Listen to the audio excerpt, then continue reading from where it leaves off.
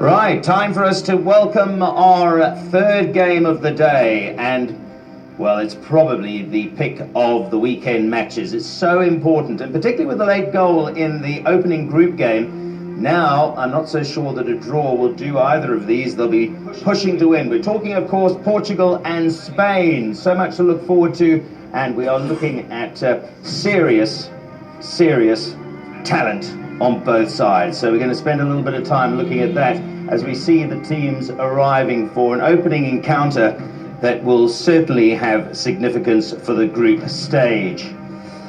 Well, lots to talk about with my panel, because Spain have a new coach. Nobody saw that 72 hours ago, and that certainly was an incredible situation. But let's welcome the panel, because we've had a brief and quick change. Next to me is a man I've seen a lot of recently in Champions League, and it's Dwight York. Dwight, great to have you back on. Thanks, Neil. Massive game tonight, isn't it? Oh, massive.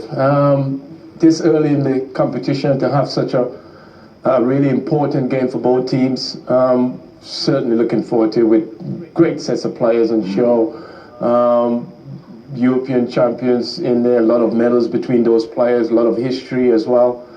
So I can't wait for the game to start. It'll be exciting. We're looking forward to it, and hopefully the game will live up to expectation. Jean-Francois Zo, great to have you. Great for me to be working with you. And they have it in their squads. Portugal have got over the line, won the Euros. Spain, of course, World Cup winners, Euro winners.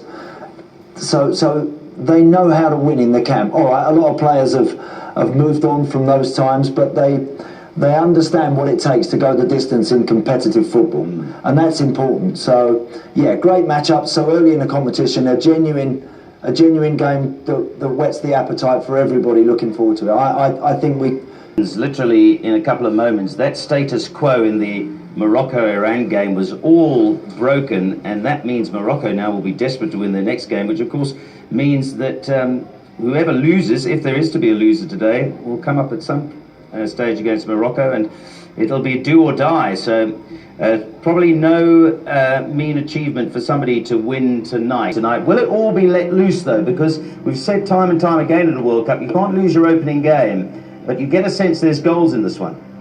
Yeah, I get a sense that definitely we should see goals in this particular one, Neil. When we look at that defensive setup from Portugal, I think there might be one or two concerns there. Font and, of course, Pepe in the centre of that defence. There are a couple of aging legs there, I would have to say. So, you know, they're going to have to rely on the guys a little bit in front of them, you know, just to sort of, I think when you're looking at build-up play from the Spanish, and that's where they're so good in that centre of midfield, and when they start moving that ball around, I think that back four of Portugal for me will fly forward. Franco, they love to get up and down, don't they? Yeah, both of them, they have quality, they have pace, and they certainly will use them a lot, because I believe that the two white players, Bernardo Silva, two players, white players, Guerrero and Cedric, they will be, you know, coming down to provide crosses for Ronaldo to use his. And talk to us about the balance of that Spanish team, and what a way to start. De Gea, I mean, if it hadn't been for De Gea, who knows where your ex-side Manchester United might have been on the log. He's been their best player for some seasons now. It's a great defence, isn't it? They give nothing away. Yeah, absolutely. Well, we know what we're going to get from that back four, so to speak. We've got Nacho, obviously, at full-back there. He gives them that energy up and down that right-hand side. We got PK, whose experience has been there, won everything that there is to be won in the game. Alongside him, we've got Ramos, obviously just coming off the treble. So they play for. So you've got an abundance of Barcelona players, Real Madrid players, Atletico players, and of course Silva from Manchester City. So they're all, I think Andy said it earlier on, Dwight, they're all winners, aren't they? Oh yeah, and they know how to win. These players, they all won World Cup. I think their squad, when you look through it, I don't think anyone has not been part of the World Cup squad. It is exclusively on supersport.com, and exclusive again to DSTV and GoTV subscribers, and of course it's proudly sponsored by older Budweiser. And we're going to go and take you to our specialists who are at the touchscreen now. Andy's up and mobile, and Andre and Andy, well, talk us through formations, guys. And David Silva coming in off the line just a little bit narrower, and they create this box.